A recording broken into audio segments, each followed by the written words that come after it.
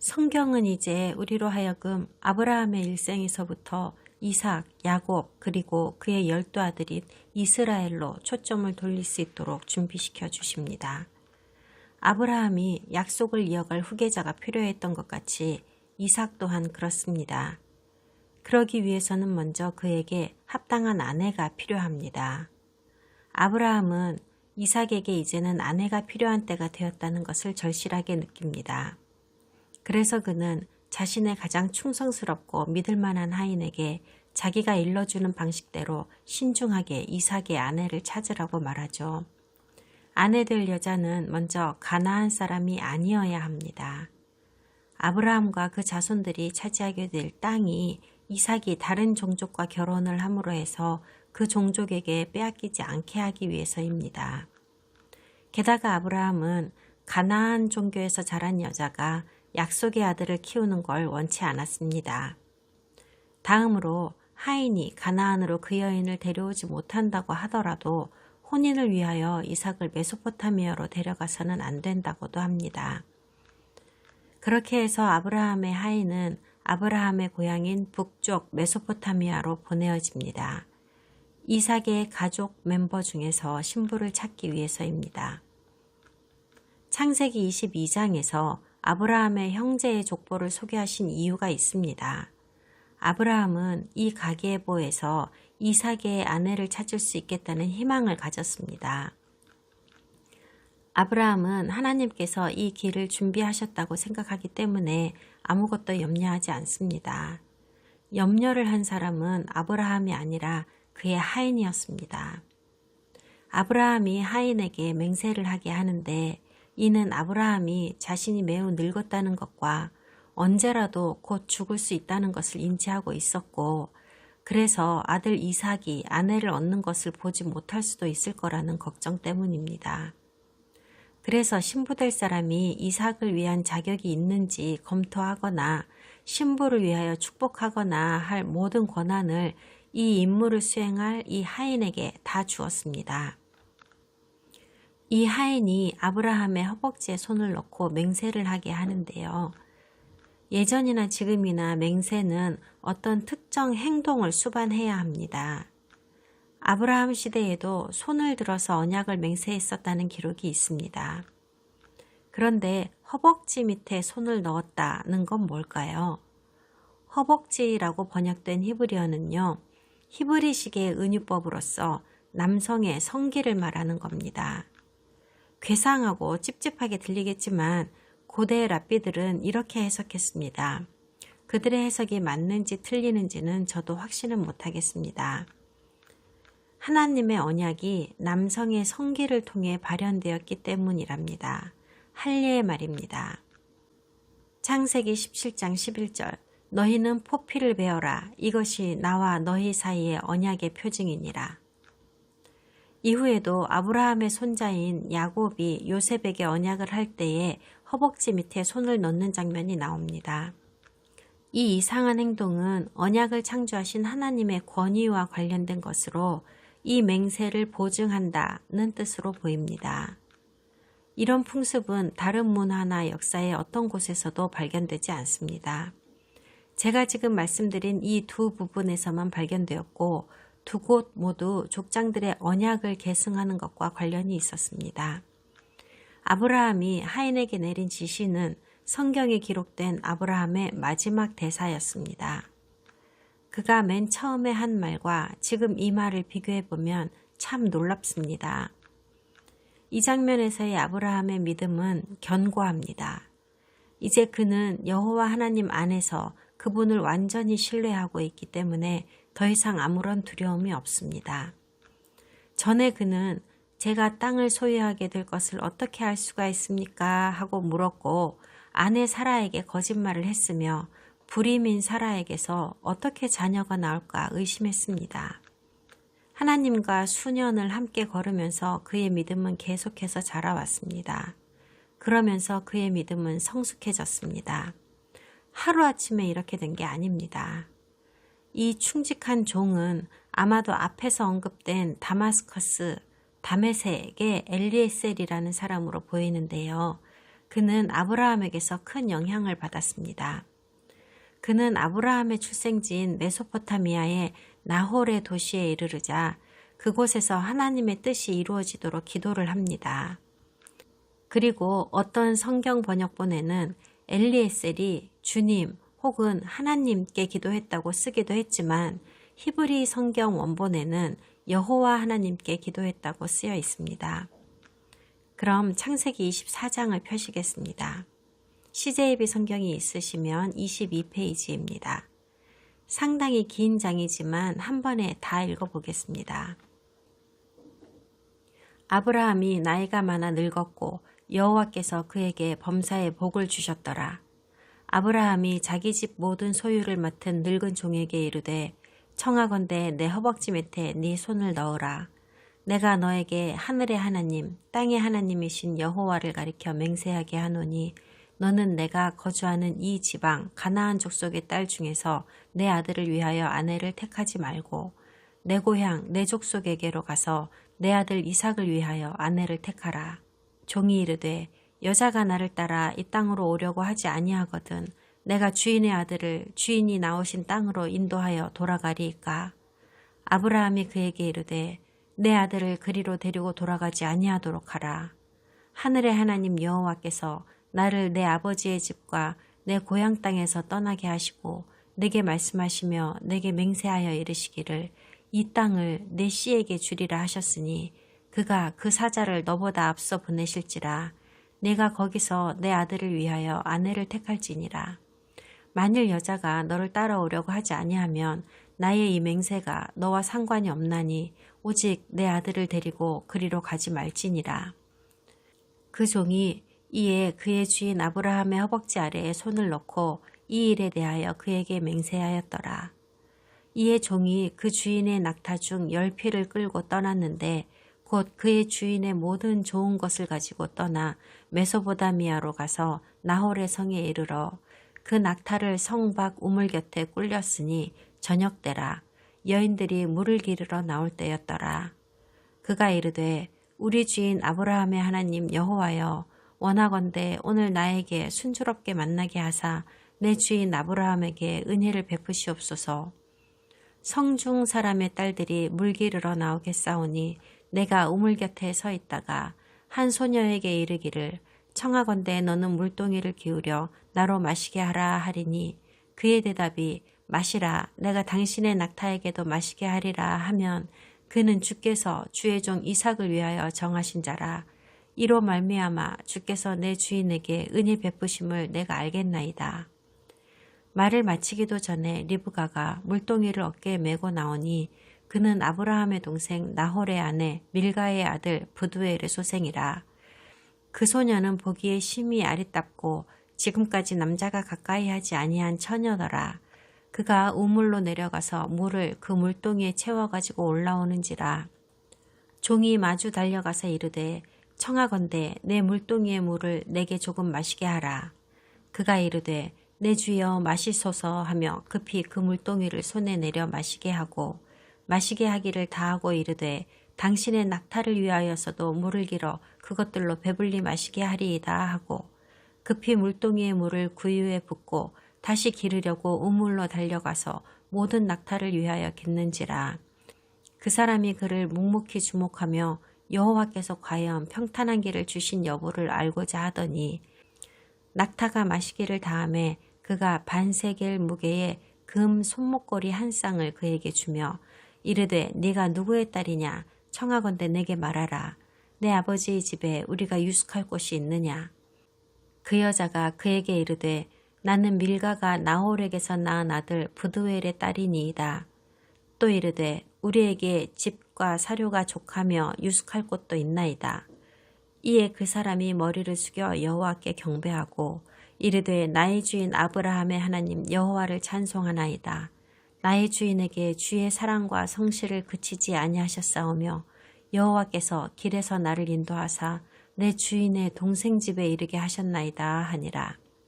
소녀가 달려가서 이 일을 어머니 집에 알렸더니 리브가에게 오라버니가 있어 그의 이름은 라반이라. 그가 우물로 달려가 그 사람에게 이르러 그의 누이의 코걸이와 그 손의 손목걸이를 보고 또 그의 누이 리브가가 그 사람이 자기에게 이같이 말하더라 함을 듣고 그 사람에게로 나아감이라. 그때에 그가 우물가 낙타 곁에 서 있더라. 라반이 이르되 여호와께 복을 받은 자여 들어오소서. 어찌 밖에 서 있나이까. 내가 방과 낙타의 처소를 준비하였나이다. 그 사람이 그 집으로 들어가매 라반이 낙타의 짐을 부리고 집과 사료를 낙타에게 주고 그 사람의 발과 그의 동행자들의 발 씻을 물을 주고 그 앞에 음식을 베푸니 그 사람이 이르되 내가 내일을 진술하기 전에는 먹지 아니하겠나이다. 라반이 이르되 말하소서. 그가 이르되 나는 아브라함의 종이니이다. 여호와께서 나의 주인에게 크게 복을 주시어 창성하게 하시되 소와 양과 은금과 종들과 낙타와 나귀를 그에게 주셨고 나의 주인의 아내 사라가 노년에 나의 주인에게 아들을 낳음에 주인이 그의 모든 소유를 그 아들에게 주었나이다.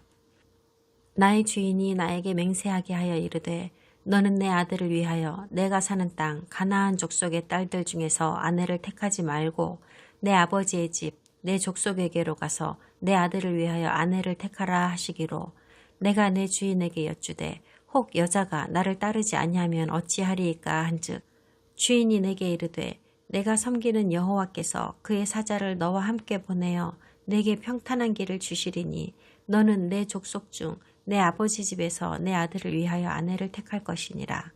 내가 내 족속에게 이를 때에는 내가 내 맹세와 상관이 없으리라.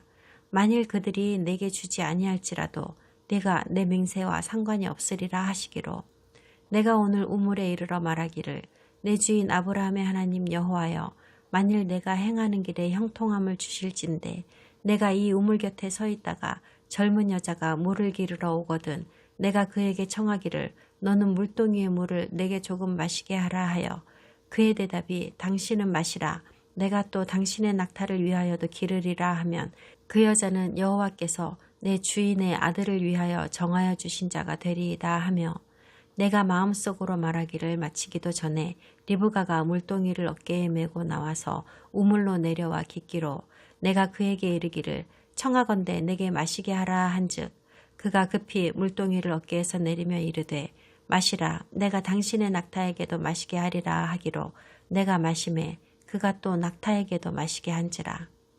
내가 그에게 묻기를 네가 네 딸이냐 한즉 이르되 밀가가 나홀에게서 낳은 부두엘의 딸이라 하기로 내가 코걸이를 그 코에 꿰고 손목걸이를 그 손에 끼우고 내 주인 아브라함의 하나님 여호와께서 나를 바른 길로 인도하사 나의 주인의 동생의 딸을 그의 아들을 위하여 택하게 하셨으므로 내가 머리를 숙여 그에게 경배하고 찬송하였나이다. 이제 당신들이 인자함과 진실함으로 내 주인을 대접하려거든 내게 알게 해주시고 그렇지 아니할지라도 내게 알게 해주셔서 내가 우로든지 좌로든지 행하게 하소서. 라반과 부두엘이 대답하여 이르되 이 일이 여호와께로 말미암았으니 우리는 가보를 말할 수 없노라. 리브가가 당신 앞에 있으니 데리고 가서 여호와의 명령대로 그를 당신의 주인의 아들의 아내가 되게 하라.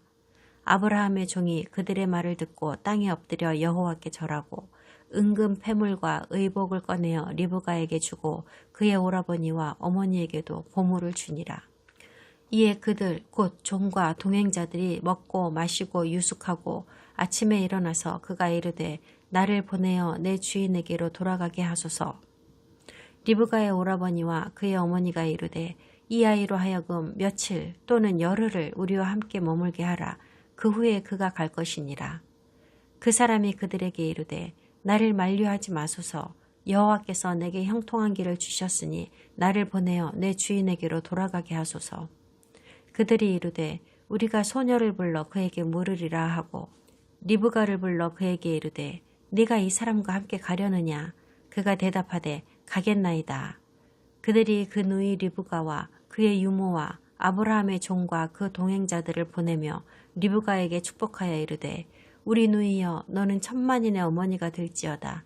내 씨로 그 원수의 성문을 얻게 할지어다. 리브가가 일어나 여자 종들과 함께 낙타를 타고 그 사람을 따라가니 그 종이 리브가를 데리고 가니라. 그때에 이삭이 브엘라 헤로이에서 왔으니 그가 네게브 지역에 거주하였음이라. 이삭이 저물 때에 들에 나가 묵상하다가 눈을 들어보매 낙타들이 오는지라. 리브가가 눈을 들어 이삭을 바라보고 낙타에서 내려 종에게 말하되 들에서 배회하다가 우리에게로 마주오는 자가 누구냐. 종이 이르되 이는 내 주인이니이다. 리브가가 너울을 가지고 자기의 얼굴을 가리더라. 종이 그 행한 일을 다 이삭에게 아뢰매 이삭이 리브가를 인도하여 그의 어머니 사라의 장막으로 들이고 그를 맞이하여 아내로 삼고 사랑하였으니 이삭이 그의 어머니를 장례한 후에 위로를 얻었더라. 성경에서 자주 나오는 장면이 등장합니다. 여자들이 물을 기르러 우물가로 나오는 장면입니다. 일부러 로맨틱하게 설정한 장면이 아닙니다. 당시의 중동 여성들은 남성들과 분리되어서 지냈습니다. 하루의 특정 시간대에 여자들이 우물가나 강가, 샘물가에 가서 물을 깃는 것이 일과였고 그 시간대에는 남자들은 그 주변에서 어슬렁거리지 않았습니다. 정숙하고 예의 있는 전통이었습니다. 결혼하지 않은 처녀들에게 정숙은 특히 요구되는 덕목이었습니다. 그러니까 우물가에서 이렇게 남자가 처녀에게 말을 거는 건 매우 이례적이고 놀라운 일입니다. 이런 관습은 아직도 전 세계에서 흔히 찾아볼 수 있습니다. 10절에서 재미난 구절이 발견됩니다. 아브라함의 종이 신부를 찾으러 북쪽으로 가는 여정에 낙타를 10마리 데리고 갔다고 합니다. 이는 불가능한 일이라고 대부분의 고고학자들은 말합니다. 왜냐하면 낙타는 1850년에서 1900년경인 이 시대에는 이 지역에 전혀 알려져 있지 않은 동물이었기 때문입니다. 최근의 발견물들 중에 이 학설을 뒷받침할 증거들이 있습니다. 메소포타미아의 남쪽에서 발견된 기원전 2000년경의 구바빌로니아 기록들에는 낙타의 젖을 먹었다는 언급이 있습니다. 수베르 제국과 아카드 제국의 기록에도 당시에 당나귀같이 생긴 생물이 짐을 옮기는 데 사용되었다고 쓰여 있습니다. 그러면서 상형 문자로 등에 뿔이 하나 있는 단복 낙타를 기록해 두었습니다. 그런데 사실 단복 낙타는 낙타가 아닙니다. 낙타는 등에 뿔이 2개 있는 동물입니다. 단복 낙타는 저 멀리 서쪽의 아라비아 반도에 서식하는 동물이고 진짜 낙타는 메소포타미아의 먼 동쪽에 서식하는 동물입니다. 아브라함은 아마도 단복 낙타를 소유했던 것 같습니다. 그는 남쪽 지역을 방랑하면서 남쪽의 셈 족속과 계속 거래를 했었기 때문입니다. 그러므로 24장의 이 부분은 아마도 훨씬 나중에 편집되어진 것 같습니다. 엘리에셀이 이 시간대에 우물가로 간 것은 거기로 가야 조건에 딱 맞는 여인을 찾을 수 있을 것이라고 생각해서이지 우연한 기회로 우물가에 간 것이 아닙니다. 중동 지역에서 어린 처녀를 찾고 싶다면 우물로 가는 게 맞습니다. 그는 젊은 처녀들이 오는 것을 보았고 하나님께 기도를 합니다. 하나님이 정하신 사람인지 어떤지 알기 위하여 한 가지 테스트를 하게 해달라고 하지요. 기도가 끝나기도 전에 부두엘의 딸 리브가라는 아가씨가 응답이 되어 도착합니다. 부두엘은 아브라함의 조카이고 아브라함의 형인 나홀의 아들입니다. 그러니까 리브가의 아버지인 부두엘은 이삭의 사촌 형제가 되는 거죠. 그러므로 리브가는 이삭의 사촌 조카가 됩니다. 그러니까 이삭과 리브가는 친족입니다. 하지만 아주 가까운 친족은 아닙니다. 리브가는 엘리에셀이 기대했던 대로의 대답을 했고 그는 이제 확신하게 되었습니다. 10마리의 낙타에게 물을 다 먹이는 리브가의 모습을 보면서 엘리에셀은 감동받았습니다. 그리고는 이어서 그는 다음 단계로 넘어갔습니다. 엘리에셀은 리브가에게 상당히 가치 있는 물건을 선물했습니다. 그것은 바로 코걸이였습니다. 코걸이는 당시에는 전혀 이상한 장신구가 아니었습니다. 리브가는 집으로 달려가서 어머니와 다른 여자들한테 무슨 일이 일어났는지 알렸습니다. 그리고 그녀의 오빠 라반이 등장합니다. 그는 이후에 성경에서 중요한 역할을 담당하게 되지요. 그는 리브가의 손에 있는 값비싼 장신구들을 보고 곧바로 그것들을 준 사람에게로 달려갔습니다. 당시에는 타지에서 온 손님을 맞는 일은 매우 큰 행사였습니다. 하지만 라반이 흥분한 진짜 이유는 그 손님이 큰 부자이기 때문이죠. 수선을 떨며 엘리에셀을 환대하면서 여호와의 이름까지 들먹입니다. 이 구절에 너무 무게를 실을 필요는 없습니다. 나중에 알게 되지만 라반은 여러 가지 잡신들을 많이 섬기는 사람입니다. 그러니까 엘리에셀의 주인이 섬기는 하나님의 이름을 들먹인 건 그저 인사치레였을 뿐입니다. 엘리에셀은 그 가족들에게 초청되었고 음식이 나왔습니다. 하지만 일에는 순서가 있지요. 엘리에셀은 충직한 종이었고 수행해야 할 임무가 있었습니다. 그래서 이 자리가 시간을 낭비하는 자리가 아닌지 확인하고 싶었습니다. 자신의 주인이 누구인지 무엇하러 왔는지부터 말했습니다. 그리고 이 처녀가 정숙한 아가씨임에 틀림없고 남자와 더불어 불손한 대화를 하지 않는 사람이며 신실하고 명예롭게 사람을 대한다는 것을 확신할 수 있었으며 어떻게 해서 결국 리브가를 만나게 되었는지를 모두 이야기했습니다.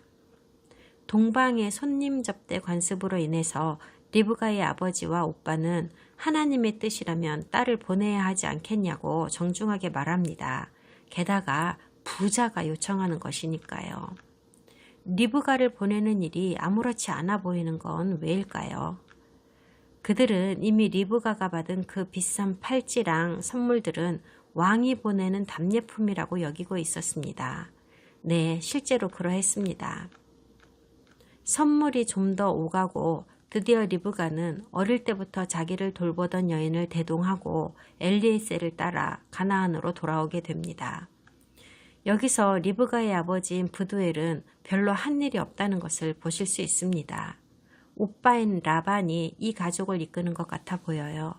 이는 매우 이례적인 일입니다. 아마도 브두엘은 나이 들어서 쇠약해졌고 그래서 풍습에 따라 장남인 라반이 처녀인 동생과 가족들의 보호자 역할을 하는 게 아닌가 합니다.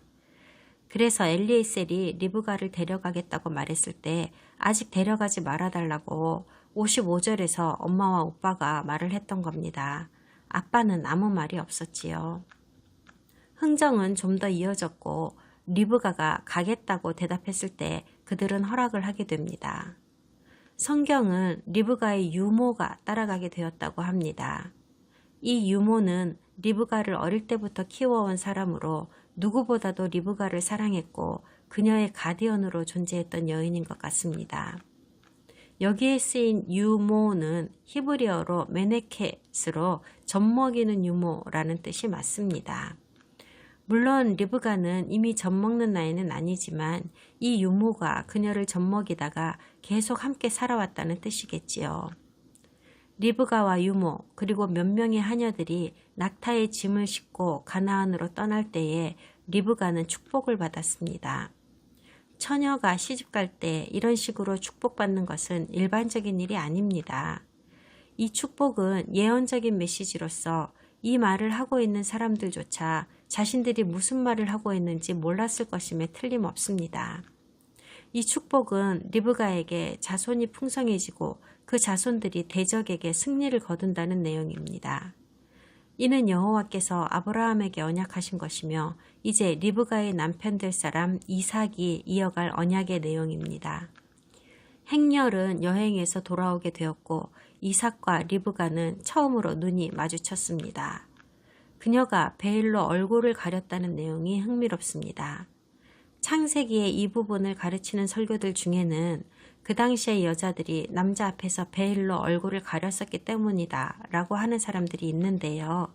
그런 게 아닌 것으로 판명되었습니다. 히브리 여인들은 베일을 사용하지 않았습니다. 사라조차도 베일을 썼었다는 말은 어디에도 없었습니다.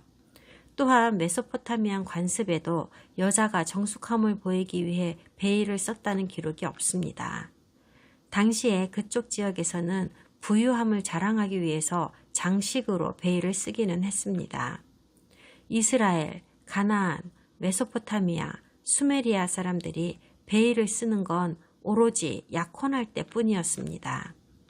신부는 결혼식에서 비로소 그 베일을 벗을 수 있었고 신랑은 결혼식을 올리는 특정한 시기가 오기까지는 그녀의 얼굴을 볼 수가 없었습니다. 오늘날 웨딩드레스와 함께 베일을 쓰는 결혼식의 관습은 여기에서 유래한 것입니다. 그러므로 이 장면은 리브가가 이삭에게 하고 싶은 말을 행동으로 보여주고 있는 건데요. 첫째, 내가 바로 당신의 아버지가 선택한 신부이다. 둘째, 나는 당신의 아내가 되기로 동의했고 지금 우리의 약혼식이 시작된 것이다. 이삭이 리브가와 결혼할 때 그의 나이는 40세였습니다. 약속된 다음 세대를 위한 부모가 이제 막 탄생했습니다. 이삭은 리브가를 죽은 어머니의 장막으로 데리고 들어갔고 이제 그 장막은 그들의 것이 되었다고 하는 장면이 흥미롭습니다.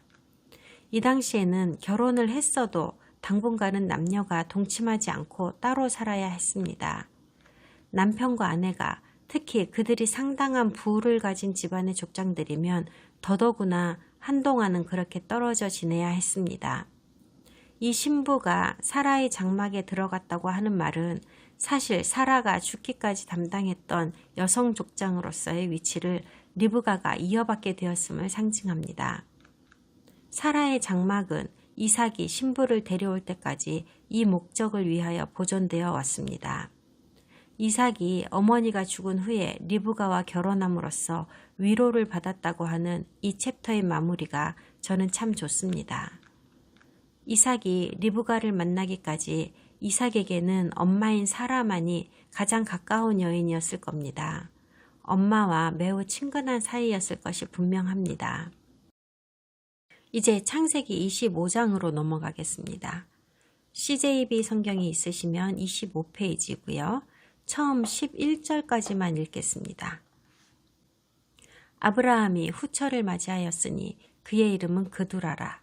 그가 시므랑과 욕산과 무단과 미디안과 이스박과 수아를 낳고 욕산은 스바와 드단을 낳았으며 드단의 자손은 아수르 족속과 르두시 족속과 르움미 족속이며 미디안의 아들은 에바와 에벨과 한옥과 아비다와 엘다아이니 다 그두라의 자손이었더라.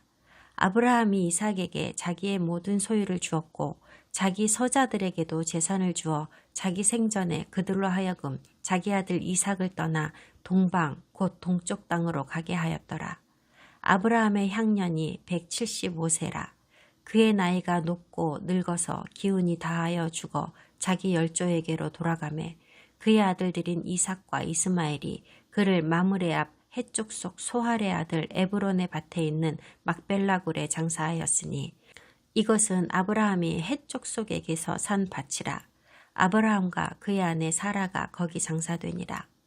아브라함이 죽은 후에 하나님이 그의 아들 이삭에게 복을 주셨고 이삭은 브엘라헤로이 근처에 거주하였더라.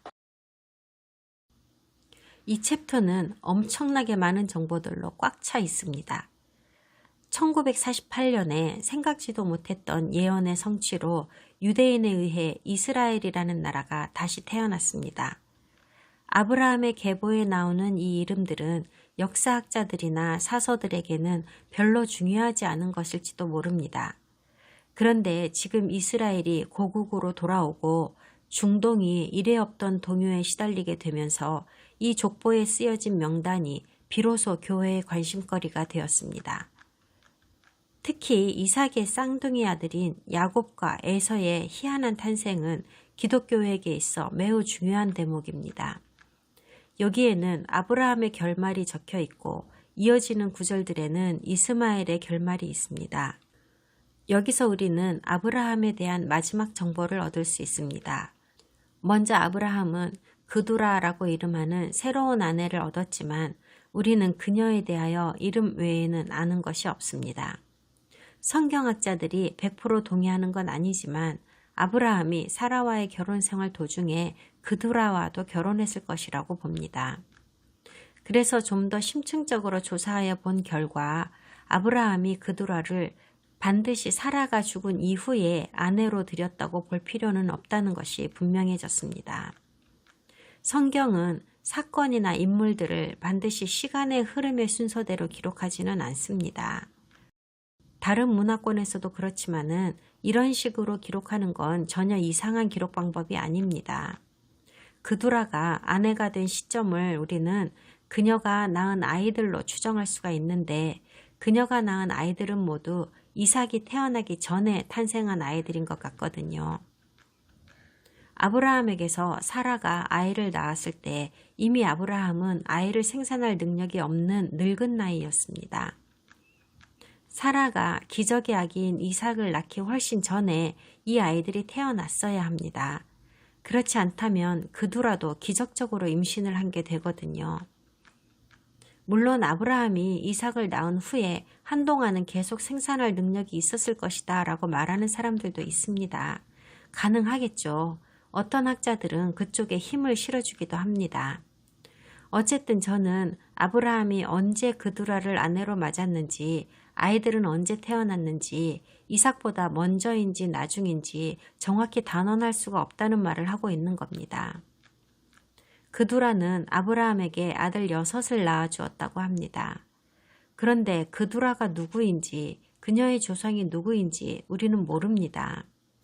그리고 성경에서 늘 그렇듯이 남자아이들의 이름만 언급되었고 딸들의 이름은 언급되지 않았지만 딸들도 낳았을 것은 분명합니다. 그두라라는 이름의 어원을 보면 히브리어로 케토렛이 되는데 그 뜻은 향신료입니다. 사실 아브라함과 그두라의 어떤 자손들은 고대의 향신료 무역과 연관이 있는 사람들이라고 오랫동안 여겨져 왔습니다. 그리고 당시의 중동에서 향신료를 생산하던 주된 지역은 현재의 남아라비아에 있는 예멘이라는 지역입니다. 이 기록으로 아주 오랜 옛날부터 이 무역 통로가 고대 사람들에게 어떻게 뻗어나갔는지를 살펴볼 수 있습니다.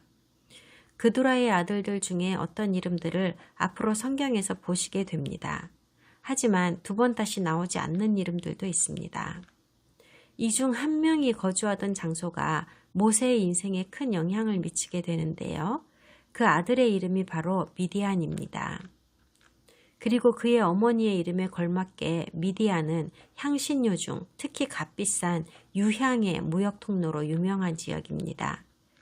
그들의 영토는 아라비아 반도에 위치하고 있었고 홍해의 동쪽 끝 경계이며 오늘날의 요르단 서남부 아카바만 지역입니다. 이곳은 바로 모세가 이집트에서 도망나와 도착한 곳이며 하나님께서 불타는 떨기나무로 모세에게 나타나신 곳이며 모세가 그의 아내를 만난 곳입니다.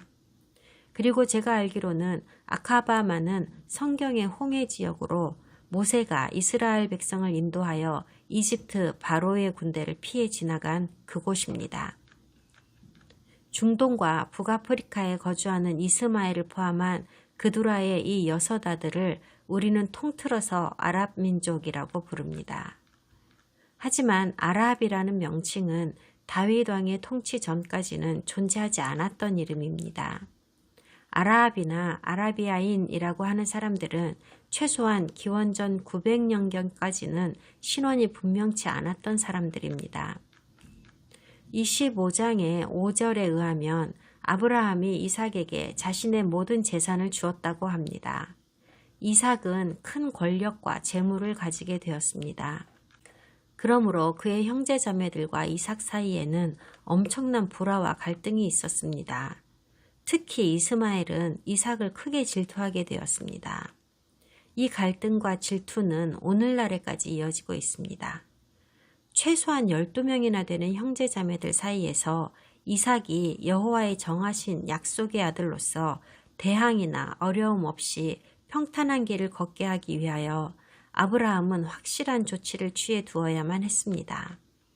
그래서 우리는 하나님의 전형적인 중심 원리인 나누시고 고르시고 구별하시는 드라마틱한 예를 여기서 또 보게 됩니다. 이번에 하신 작업은 이삭을 구별하여 내신 겁니다. 5절 이후에서 아브라함이 이삭에게 모든 것을 주었다고 기록하시며 아브라함이 그가 죽기 전에 첩의 아들들에게도 선물을 주었다고 합니다. 그리고 헷갈리면 안 되는 것은 거의 모든 성경이 그두라를 아내라고 말하고 있지만 그 전에 하갈도 그랬죠. 사실 그녀들은 사라와 같은 정식 아내의 포지션은 아니었습니다. 그녀들은 첩입니다. 아내와는 좀 다릅니다. 이들은 케투바라고 하는 결혼 계약을 하지 않은 여인들입니다. 그녀들은 결혼 예식을 치르지 않았습니다. 단지 아브라함이 그녀들을 가족으로 공표했고 아이들의 엄마들로서 공식적으로 인정한 것뿐입니다. 이 첩들은 정당하고 훌륭한 대우를 받았고 아브라함의 가족으로서 그 지위를 맘껏 누릴 수 있었지만 진정한 법적 정실로서 공경을 받은 것은 아닙니다. 그 아들들도 정실의 아들보다는 상속에 있어서 훨씬 적은 권리를 가지고 있었습니다. 그리고 당시의 율법에 의하면 첩들의 소생 중에서 누구에게 유산을 얼만큼 물려주느냐 하는 것은 온전히 아버지의 뜻에 달려 있었습니다. 그래서 이삭은 가족의 권한과 모든 재산을 물려받을 수 있었던 것이고 아브라함의 첩에게서 얻은 다른 아들들도 상당한 분량의 선물을 받았습니다. 아브라함은 큰 부자였기 때문입니다. 그럼 하갈과 그두라 외에도 또 다른 첩들이 있었을까요? 가능합니다.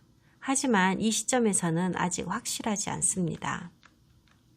아브라함은 첩들의 아들들을 다른 지역으로 보냈습니다. 구별하시기 위하여 우리 하나님은 언제나 나누시고 선택하시는 작업을 하십니다. 이 장면은 아브라함을 그의 조카 롯에게서 떨어뜨려 놓을 필요가 있었던 그때의 상황에 비유할 수 있습니다. 그리고 여기 보세요. 아들들과 첩들을 어느 쪽으로 보냈는지 말입니다. 동쪽입니다. 왜 동쪽일까요? 아브라함은 왜 그들을 북쪽이나 남쪽이나 아니면 서쪽으로 보내지 않고 동쪽으로 보냈을까요? 매번 동쪽이라는 말이 나오면 꼭 주의해서 보아두시기 바랍니다. 7절에서 아브라함이 175세라는 고령의 나이에 죽었다고 말씀하십니다. 굉장한 인생이었습니다. 아브라함처럼 우리 각자도 하나님과 연결되어서 그분과 매우 친밀하게 지낼 수 있습니다. 그렇게 함으로 그분의 뜻이 우리를 통해 성취될 수 있습니다. 그가 조상에게로 돌아갔다라고 하는데 이것은 죽었다라든가 땅에 묻히다 혹은 스올로 내려가다라는 표현과는 다른 뜻입니다. 오히려 이것은 아브라함 전에 있었던 셋이나 노아, 셈과 하나가 되었다라는 뜻이 내포되어 있습니다. 또한 이 시점부터 구약 성경에서는 죽음은 끝이 아니라는 믿음이 미비하게나마 생겨났습니다.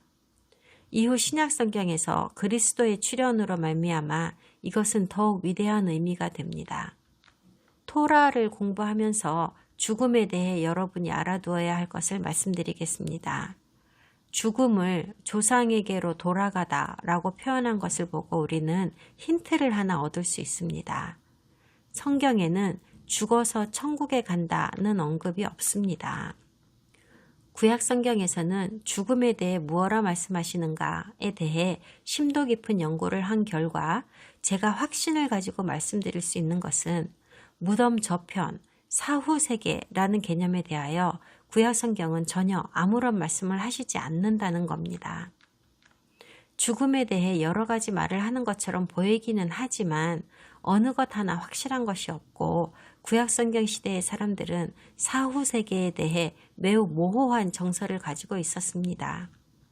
어떤 히브리인들은 자신의 이름을 이어받을 아들이 없이 죽는 것은 자신의 본질이 죽는 것이라고 생각하여 매우 두려워했다고 성경은 기록하고 있습니다. 말하자면 아버지는 그의 아들을 통해서 계속 살아있게 된다고 생각했다는 겁니다. 환생의 개념이 아닙니다. 어떤 의식의 생존에 관한 것도 아닙니다. 구약 성경은 인간의 영혼이 죽음 후에도 존재하는지에 대한 개념에 대하여도 명확하게 정의하지 않으십니다. 그러니까 사람이 죽으면 하늘에 가서 하나님과 함께 거할 것이라는 개념은 적어도 구약 성경이 끝나는 시점인 기원전 400년까지는 존재하지 않았습니다. 이스마엘과 이삭이 함께 아버지를 묻었다고 합니다. 죽은 후에 가능하면 남편이 아내 옆에 묻히는 것은 관습이었던 것 같습니다. 아브라함은 헤브론의 막벨라 굴에 사라와 함께 묻혔고 이후에 이삭과 리브가도 그들과 함께 같은 장소에 묻혔으며 마지막으로 야곱이 거기에 묻혔습니다.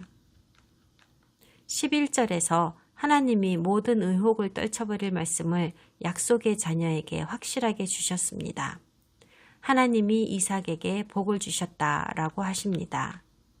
아브라함 손에 있던 성화는 이삭에게로 완전히 넘어갔습니다. 이제 이삭은 히브리인들의 새로운 족장이 되었고 아브라함은 추억의 인물이 되었습니다. 그럼 다음 주에 다시 만나 뵙겠습니다.